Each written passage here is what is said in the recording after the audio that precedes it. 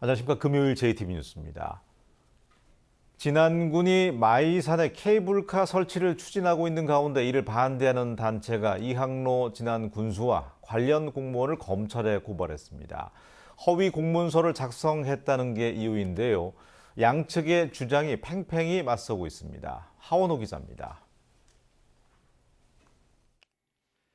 지난해 발표된 마이산 케이블카 타당성 용역 보고서입니다. 전체 사업비 190억 원 가운데 국가 예산이 140억 원, 진안군 예산이 50억 원으로 책정돼 있습니다.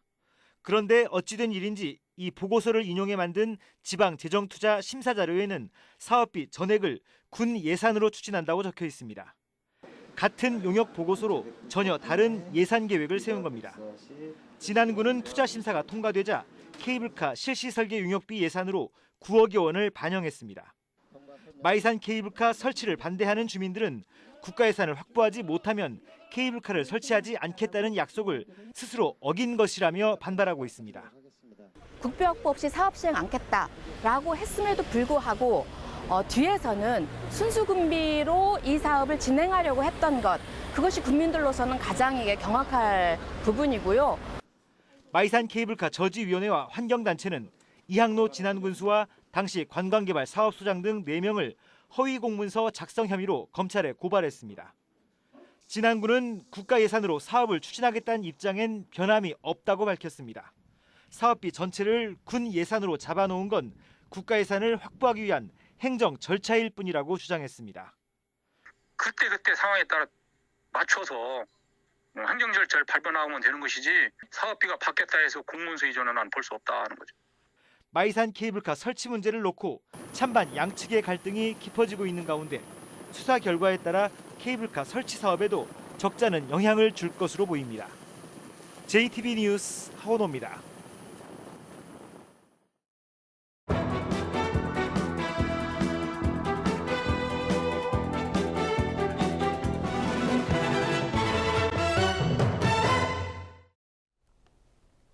전주시 팔복동에 고형 폐기물을 태워서 전기를 생산하는 발전소 신설이 추진되고 있습니다. 그런데 산업자원부의 주민 의견 수렴에서 민원을 이유로 반려한 부여군과는 달리 전주시는 발전소 신설을 동의한 것으로 드러났습니다. 전주 북부권 주민들의 반발이 거세질 것으로 보입니다. 나금동 기자의 단독 보도입니다. 한 소각장 업체가 전주시 팔복동에 고형 폐기물 연료 발전소를 짓고 있습니다.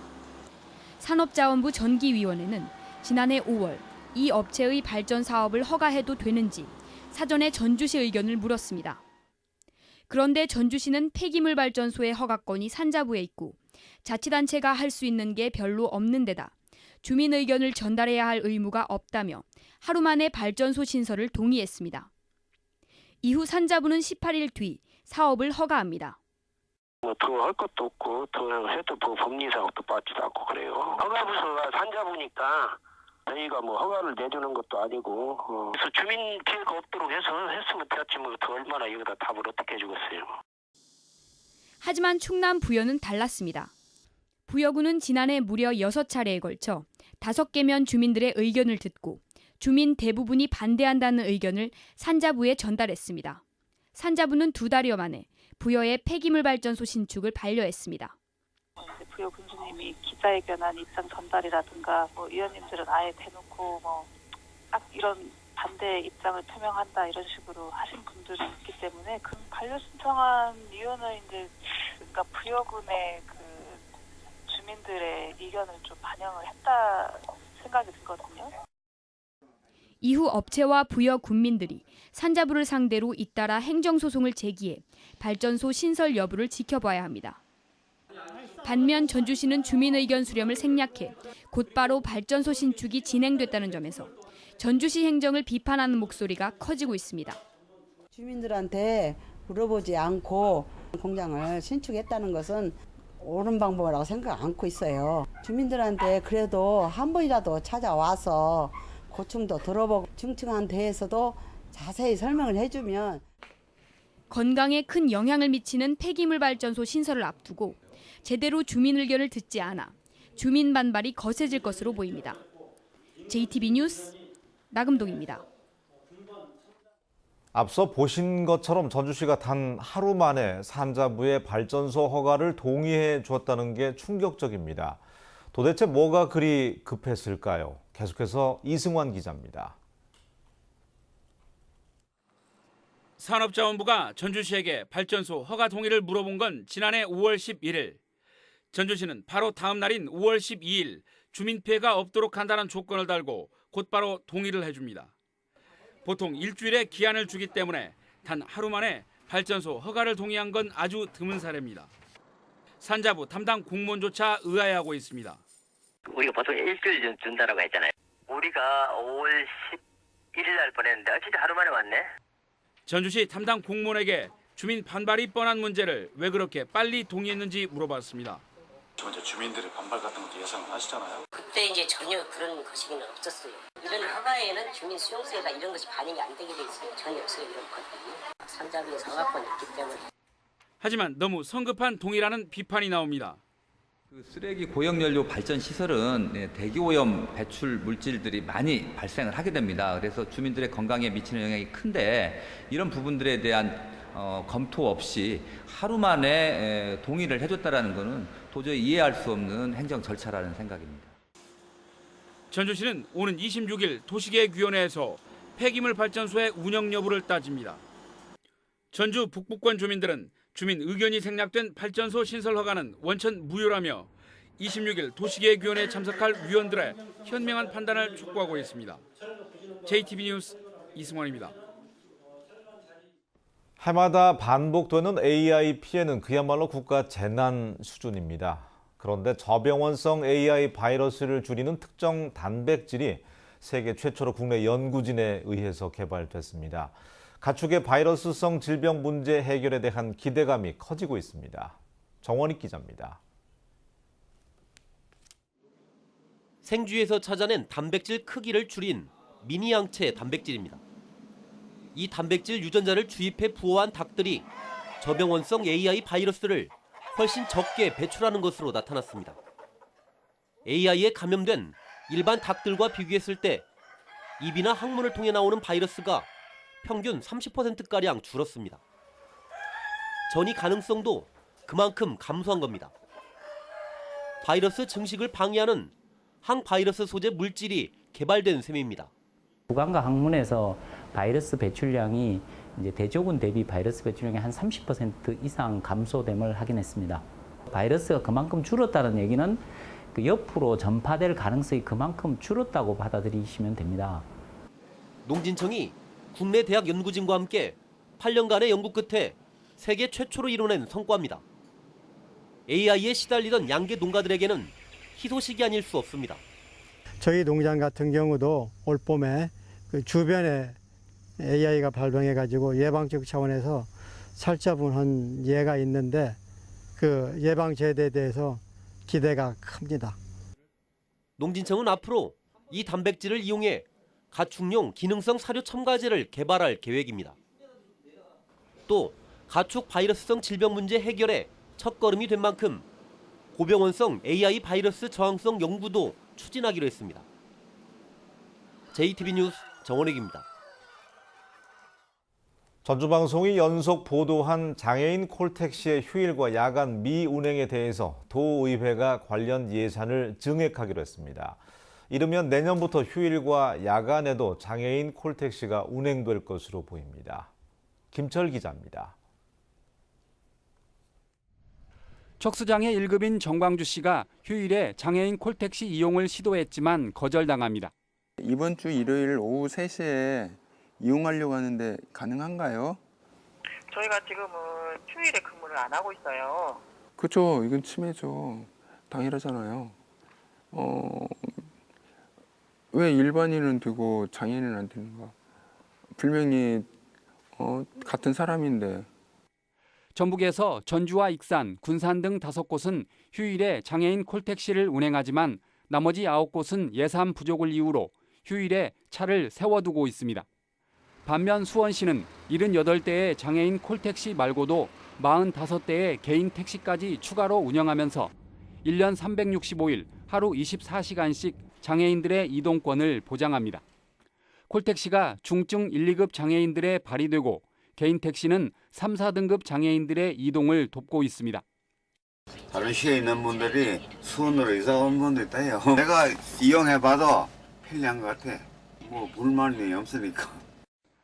전북도의회가 장애인들의 인권 개선을 약속했습니다. 내년도 장애인 콜택시 예산을 올해보다 20억 원가량 증액해 휴일과 야간에도 운행을 하겠다는 겁니다. 장애인이건 일반인이건 간에 기회는 군중에게 보장받아야 되고 편의도 같이 공유가 되어야 된다 생각은 합니다. 이번 주 시사교획판에서는 장애인 콜택시 운영의 문제점과 성공 사례를 통한 대안을 살펴봤습니다. JTB 뉴스 김철우입니다. 전국 최초의 광역 로컬푸드 직매장인 삼락 로컬 마켓이 완주에 문을 열었습니다. 내장산이 정부의 관광특구 활성화 공모 사업에 선정됐습니다. 시군 소식 오정현 기자가 전합니다. 국내 우수 농산물을 판매하는 전북 삼락 로컬마켓이 완주군 이서면 혁신도시에 문을 열었습니다. 모두 100억 원이 투입된 삼락 로컬마켓에는 직매장과 함께 농가 레스토랑과 카페, 체험 학습실이 갖춰져 있습니다. 내장산이 문화체육관광부에서 주관하는 관광특구 활성화 공모사업에 선정됐습니다. 정읍시는 국가 예산 등 9억 5천만 원을 투입해 내장호 주변 4.5km의 경관 조명을 설치하고 외국인 관광객을 위한 홍보 책자를 제작할 예정입니다. 제11회 장수 한우랑 사과랑 축제가 오늘부터 사흘 동안 장수 의암공원 일원에서 진행됩니다. 이번 축제에서는 장수 한우와 사과 등 지역 농축산물을 저렴하게 구입할 수 있고 다양한 프로그램이 진행됩니다. 장수 한우랑 사과랑 축제는 한우로 전하는 사랑, 사과로 건너는 향이라는 슬로건 아래 한우와 함께하는 가족 사랑이 사과 한 개처럼 오래 기억되는 축제가 되기를 바라며 대한민국 국악대제가 남원 운봉 국악의 성지에서 각계 인사와 국악계 인사들이 참석한 가운데 열렸습니다. 국악 선인들을 추모하기 위한 국악대제는 해마다 손흥록 선생을 비롯해 수많은 명인 명창을 배출한 남원에서 열리고 있습니다. JTB 뉴스 오정현입니다. 올해 말에 준공되는 익산 국가식품 클러스터 산업단지의 분양률이 40%에 육박하고 있습니다. 전라북도에 따르면 지금까지 국가식품 클러스터에는 39개 기업이 분양과 입주 계약을 체결해서 분양률은 공고 면적 대비 38%를 기록하고 있습니다. 전라북도는 남아있는 산업단지 부지를 추가로 분양해서 올해 말까지 50개 이상의 기업을 유치하기로 했습니다. 올해 추석 차례상 비용이 지난해보다 조금 낮아진 것으로 조사됐습니다. 전북 소비자정보센터에 따르면 4인 가족 기준 올 추석 차례상 비용은 19만 3,800원으로 지난해 20만 2천 원에 비해서 4.3%가 낮았습니다. 품목별로는 쌀과 돼지고기, 조기 등의 값이 올랐지만 쇠고기와 사과, 시금치 등의 값은 떨어졌습니다. 차례상을 가장 저렴하게 차릴 수 있는 곳은 전통시장으로 금액은 16만 9천 원이었고 대형마트는 19만 8천 원이었습니다. 전라북도가 내년도 생활임금을 올해보다 11.7%가 오른 시간당 8,600원으로 확정했습니다. 생활임금은 근로자가 최소한의 인간적, 문화적 생활을 가능하게 할 목적으로 지자체가 결정하는 임금으로 일반적으로 최저임금보다도 높게 결정됩니다. 이번 결정은 전라북도 출연기관 소속 근로자들에게 우선적으로 적용됩니다. 전북은 오늘 대체로 맑고 쾌청하겠습니다. 낮 기온은 아침보다 10도 이상 크게 오른 25도에서 27도로 어제와 비슷하겠습니다. 주말인 내일도 대체로 맑은 가운데 일교차가 큰 날씨가 이어지겠습니다. 내일 아침 최저기온은 12도에서 17도, 낮 최고기온은 26도에서 28도가 예상됩니다. 전주기상지청은 당분간 맑고 일교차가 큰 날이 이어지다가 다음 주 수요일 오전에는 한 차례 비가 내릴 것으로 내다봤습니다.